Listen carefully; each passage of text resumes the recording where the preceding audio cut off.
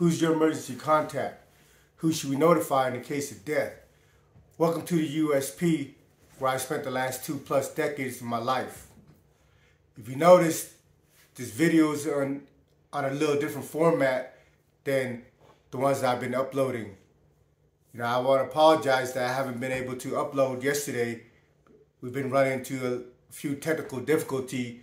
My iPad is run out of storage, and we're not sure how to figure that out yet. But also, my schedule's been kind of hectic since I've came home after doing this last 30 days. Right now, I'm on a 30-day probation period. The last time I went to court was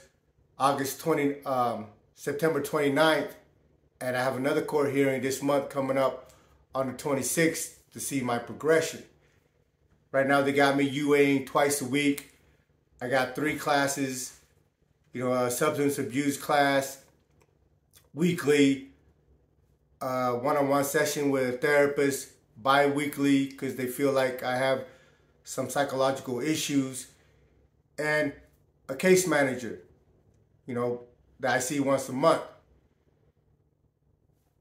And I don't think the substance abuse class does anything for me, as in helping me with, the problems that they think I have with these, getting high or whatever. Because I really don't have an issue with that, because since I've been home, I haven't partaken in anything, and I don't have any desire to, because things are starting to progress for me with the things that I'm trying to do out here, and I'm adamant about being out here doing it. But as far as the therapy sessions, like I say, a lot of us, we have a hang up about speaking on mental issues that we might have, and that we have a hard time admitting that we might need some help in that aspect. When I first started doing that, I was a little hesitant, because it's almost embarrassing that you're trying to that you're, one, in a session with a therapist, and two, like, we never grew up really talking about certain things that affect us or bother us, or all the rest. But without going into details, in the meetings that I have or in my little sessions and stuff, I can attest that that I see there's benefits to it. And I would encourage people that are having a hard time dealing with certain things in their lives. I mean, to the point where it's affecting your life, for the negative. And if you are, don't be embarrassed to go seek help and find someone to talk to. Because really, it's just a friend, somebody that you're talking to that's not a friend or a family member that can share the things that you said to them. Because everything is supposed to be confidential, and so far, it has been. And I'm beginning to have more of a trust in the process. And again, it's been a pretty positive experience. But going back to what I'm doing out here, one, with these videos, is I want to entertain you. Two, is really to show you the reality of what happens behind the wall. But at the same time, try to humanize individuals like me. Because, still out here, the evolution that I'm working on as far as, personally, I've been invited to my old high school to speak, but the administration over there have a hard time overlooking my record, and I think that's a disservice to the kids that I could be speaking to, and it's a disservice to me, because I'm not the same individual that I was 25 years ago. But I don't begrudge them of the way they think, of the way they feel, because I understand that, my track record, I have a lot of violence on my case, and they might be hesitant to allow me to come in through and speak to individuals or kids. But I really do feel like I'm the ideal person that could convey a message that might be received by these students or anybody else that I speak to, because I've lived it, I've experienced it, and I can say that I'm an expert in this field. You know, and three, you know, the most important thing to me by doing this video is that hopefully maybe there's somebody that really needs to see this, would watch it, and get them to take a second look at their life and maybe, you know, make some changes so they don't end up in the places that I've ended up. Because the place that I've ended up, as you guys that's been watching and following me, it's a freaking war zone. It's a place full of condemned men that are trapped.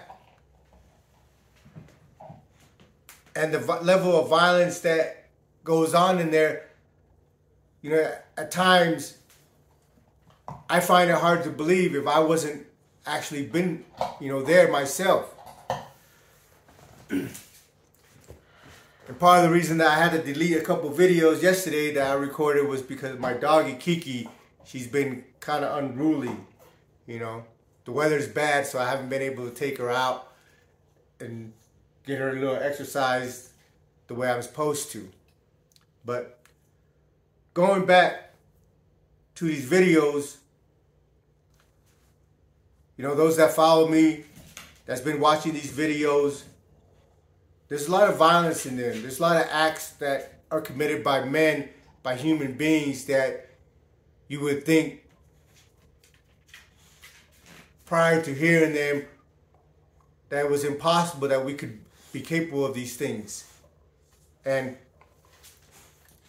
you know, coming up this week, as soon as I figure out all my technical stuff, I'm going to do a series on the Native American, because I'm not able to just share the story within one video. You know, things in Florence, the Native Americans are very active. Like, they've been active on every yard I've been in. They're, in my opinion, the most active group that exists in the federal penitentiary. And part of the reason why is because you have so many different tribes that have a lot of history that are forced to coexist in a box. But for the most part, it works out. But again, you know, there's a lot of feelings and animosities and emotions that go along with their history, that it seems like every opportunity, every chance they get, they're trying to knock each other off. But most of it is justified. But some of it is questionable, depending on the relationship that these individuals have with each other. And the story that I'll share with you before I leave you today was of a former friend of mine. And I say former because I carry myself in a certain way. You know, man time. And I expect those around me to conduct themselves in the same manner.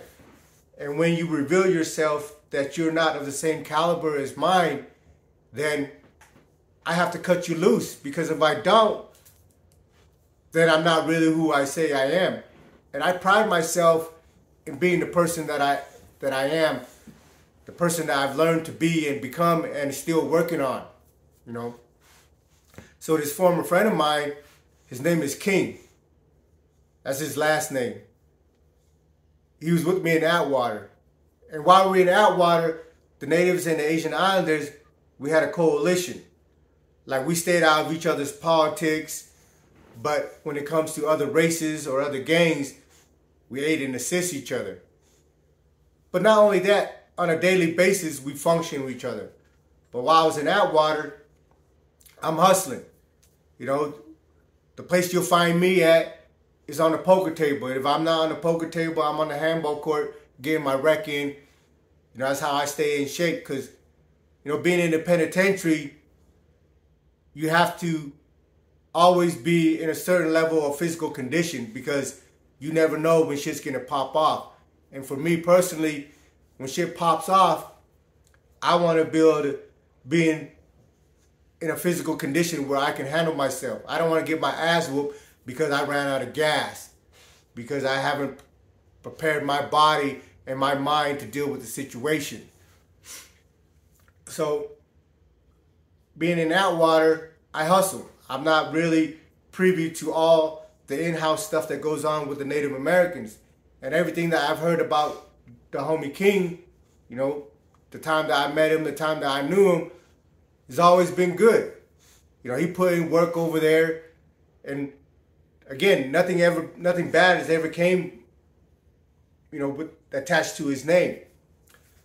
So after leaving Atwater, he went to a few other spots and so on, and ended up in Florence with me at this time around 2019. And when I first saw him, I'm like, yeah, hey, what's up, homie? You know, we embraced, caught up on a few things, where he's been, what he's done, and, you know, shared a few little stories with the homies that surround us to let them, you know, just to entertain and just to show the camaraderie that we had with each other in Atwater. Because in Florence, we didn't really have a coalition as far as it being as tight as it used to be, as it was in Atwater. You know, we still aid and assist, but for the most part, there's only like 5 or 6 Asian Islanders there, and the rest were natives. So being in my block, DA, King got put in my block, I was forced to be more privy to their in-house stuff. Because in Florence, I would say I'm a veteran, because I've been around a long time, and the natives that knew me knew that I've been around a long time, knew that I had rapport with other people, other races, and they were always coming to me with advice about how to deal with situations in-house, dealing with their own homies and stuff. And I'm very conscious to give my 2 cents, because I don't want to be the person that, you know, give a certain advice and it might not really apply to the situation, because I think of a certain way. And also, when people come with me with their issue,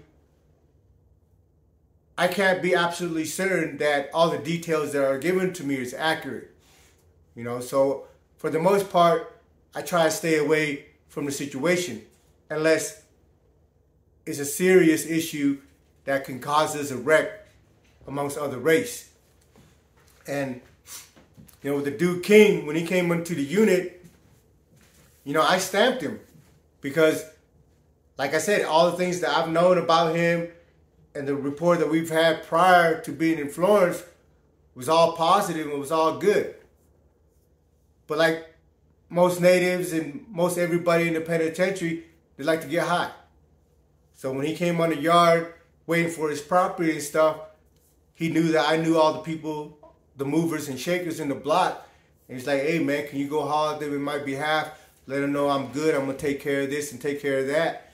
And I'm like, yeah. So I introduced him to a couple of individuals that were moving, and they started fucking with him. You know, but come to find out a couple months later that he didn't handle his business the way he told me he was supposed to. And these dudes that I introduced him to were coming back to me complaining about, hey, he's been dragging him. He ain't been doing what he's supposed to be doing.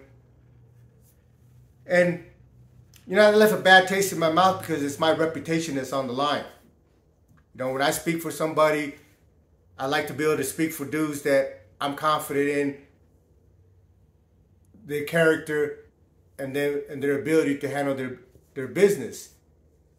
So, but you know, it wasn't nothing major, and the people that was complaining to me about him wasn't really pushing the issue. They were just like, hey, dude's been, you know, slow on some of his payments, so on and so forth. So I pulled dude aside and I hollered at him. I was like, hey man, you know, what's going on with the situation? He's like, hey man, you know, a couple things, you know, got in the way. I had a couple stumbles, but I'm going to take care of it. You know me, Mason. You know I'm going to take care of all my stuff all the time. So I'm like, all right, you know, whatever. Waiting back and explain to the people that, you know, dude's going to take care of it. And since I stamped it, put my face on it, if certain things don't work out, you know, we'll figure it out. But then another incident came up that there was stuff missing in one of the homies' sale. You know, they had this homie named Chevy, which is another native.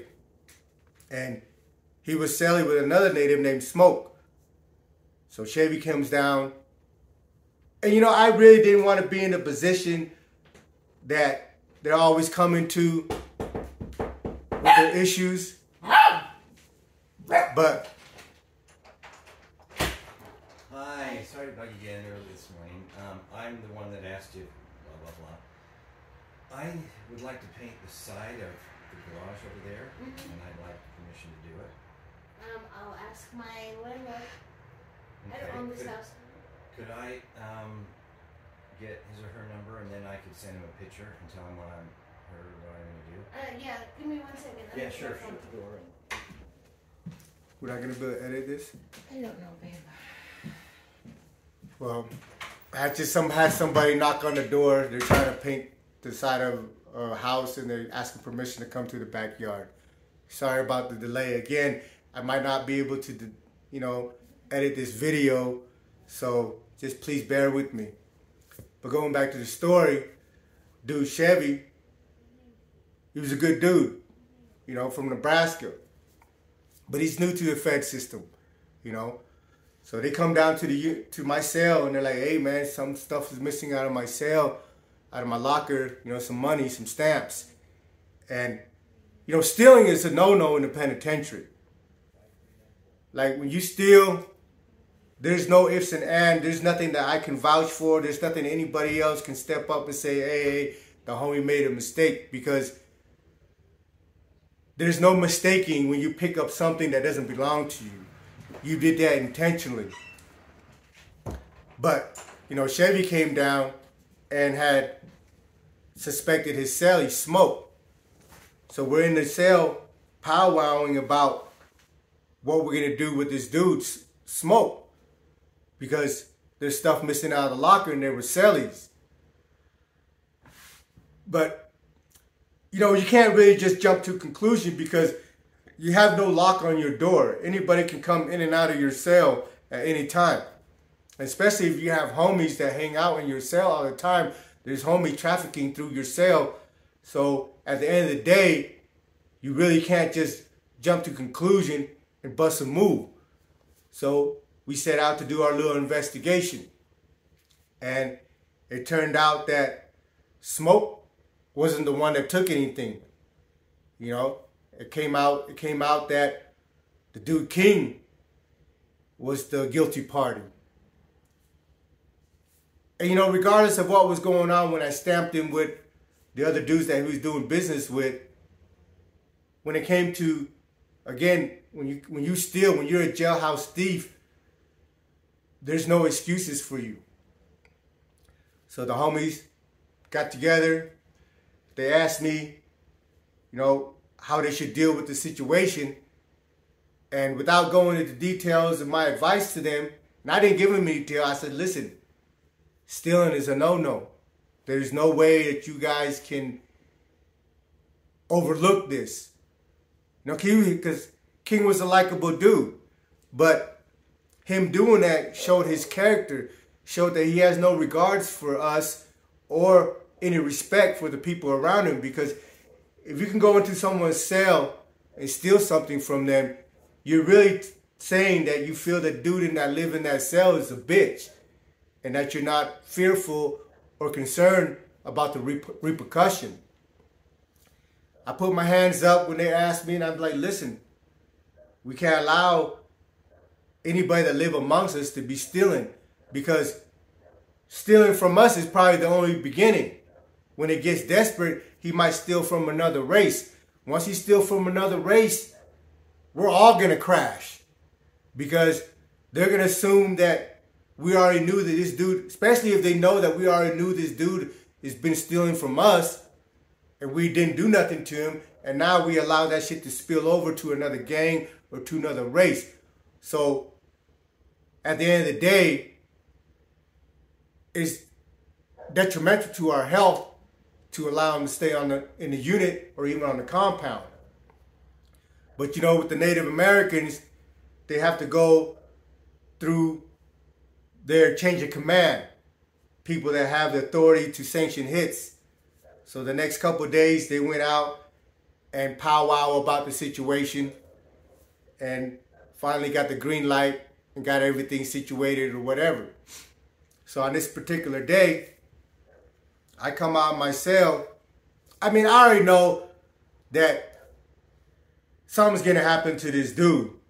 And like again, you know, the person that I thought he was, he didn't end up being. So once that happened, my feelings, my respect for that individual is out the door. I have a saying that I always, you know, say and use is, I don't waste tears on busters. If you're not worthy of my respect, fuck you. I keep it simple, you know. So I come out, you know, like I said, I live in the corner between 112, 113, and I put my chair up there to watch TV, because, you know, being in Florence, I didn't really, the Asian Islanders, we didn't have a TV or a table. But I can go to the native table and watch the TV, change the channel, and sit at the table and all that. But where I sit in front of my cell, I could see like 3, 4 different TVs. So it was a pretty cool spot that I could just come out and just kick back. And when I come out and I put my chair up to sit down, you know, the dude King, he's sitting on a chair about maybe 5 yards away from me. But that's not where he always sit, because his cell was in 123, 124, and that's a very choice spot for, you know, the native TV, and that's where he usually hangs out. But on this particular day, he's away from everybody, and he's sitting, you know, about 5 yards from my cell. And I think because, you know, when you do something that is foul, you have a guilty conscience, and you know that what you've done demands a certain reaction from it. So I think he was, you know, skittish and a little paranoid, because he knows what he's been doing, and he knows how the natives roll, that they can only tolerate so much before they vote you off the island. So while we're sitting there, you know, 2 homies come up, Smoke and this other young native named Damu. They walk by, and I know, you know, like me being locked up for as long as I've had, I can see the body language. And in my mind, I'm like, okay, here we go. So they walk by the desk, they stopped in front of him and just started taking off on him. But King's a good sized dude. He tried to fight back. They're piecing him up. But at the same time, you know, if you don't really know how to fight, you don't have that knockout power, it's hard to fight 2 dudes, you know. I've experienced it myself. I fought dudes, you know, I fought multiple dudes at one time. And I've been fortunate enough that the dudes that's jumped on me couldn't fight as well as I could. And I've always been able to come out of it without being fucked up too bad, you know. So they on him. Bing, bing, bing, bing, bing, bing. And, you know, me, I don't get, like, spooked. So, and also, I'm not trying to, like, jump out of my chair to cause a scene just in case the CEO hasn't seen it. And I don't want to attract the CEO's attention by me fumbling off my chair. So I'm just watching, and they're fighting. They're beating him up, and they keep getting closer to me. So when they're maybe about 4 to 5 feet to me, that's when I get up, I go into my cell, and I close the door. Because I know this is an in-house situation. I don't have to worry about another race or another gang jumping in, and this was sanctioned. So they're going to deal with the situation, and they beat the brakes off of him, you know. But to me, it was disappointing because not what they did to him, but the king, because I liked the dude and we had a good rapport, but he wasn't the person that I thought he was. And again, when you run into people that's done something, that stole something or told or whatever, 9 times out of 10, it's not the first time them doing it. It's just, you're just seeing it for the first time. But for those that are on the way to the penitentiary or living that life or in there, whatever, it's like you are expected to carry yourself a certain way. And if you don't live up to that, you deviate from protocols, from what's expected of you, from the rules, time and time again, you're going to get punished. There's no exceptions to it. There's nobody that is above the rules. I don't care if you're a foot soldier or if you're a gang leader. When you violate the codes that we put in place to coexist, you're going to get dealt with. Welcome to the USP.